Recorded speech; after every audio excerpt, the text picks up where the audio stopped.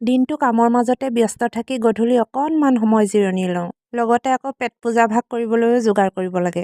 উভতি আহোঁতে বজাৰৰ পৰা পাচলিৰ লগতে সৰু মাছ কেইটামানো লৈ আহিলোঁ। পোৰা সৰু মাছৰ লগত নেমু চেপি কোনে কোনে খাই ভাল পায় বাৰু। এইবাৰ ভাত চব্জি বনাই আকৌ থালিখন ৰেডি কৰি ল'লোঁ। মাছৰ টেঙা, কলফুলৰ ভাজি আৰু পোৰা মাছৰ চাটনিৰ সৈতে খাবলৈ বুলি বহিলোঁ। খাই বৈ উঠি আপোনালোকৰ আগত কেইটামান কথা ক'ম বুলি একেবাৰে আহি বিচনাৰ ওপৰত বহি ল'লোঁ। মই যে ভিডিঅ' বনাওঁ ভাল লাগিছেনে নাই আপোনালোকক সুধিব নিবিচাৰোঁ। একো কণ্টেণ্ট নোহোৱাকৈ ভিডিঅ' বনাই থাকিলে মানুহে যে ভাল নাপায় সেইটো মই ভালদৰে জানো।